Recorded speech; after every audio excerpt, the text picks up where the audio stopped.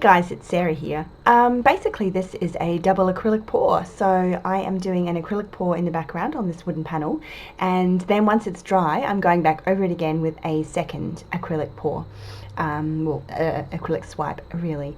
I originally did a big long video about this and even I found it too boring, so I have remixed it with a speed paint, and I'll stop talking soon and just play some music, I guess, for you.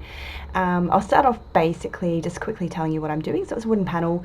I'm in Australia, I'm sure you can't tell by my accent, and just using about 1 part paint and 2 to 3 parts Floetrol there and a couple of drops of silicone just to create a background for my paints. I didn't have time to mix them, it was late at night, baby was just gone down after a challenging night, and I just wanted to get some paint on the canvas.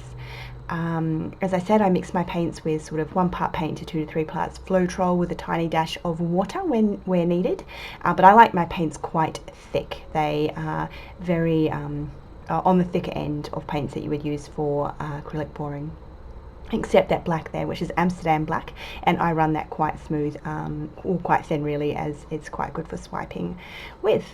Yeah, mummy's poo there, isn't it, guys? It does look a bit gross.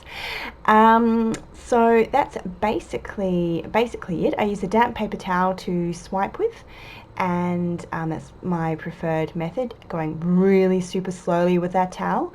You pop it in, hold it there, let some paint grab, and then pull it through. Don't get frightened and just rip it through. Just take your time, and that works out nicely there. Other than that, if you've got any questions, let me know, and I will see you all in the next video, which is actually going to be a little, strangely enough, a still life daily painting is our next one that we're going to be popping up. I'm just uploading that to YouTube as I do this now. Okay, it looks like I'm going really fast there with a paper towel, but that is sped up by like 3 times. And then I'm just dabbing it on the back of the sides of the canvas there, so that gets a little bit of coverage.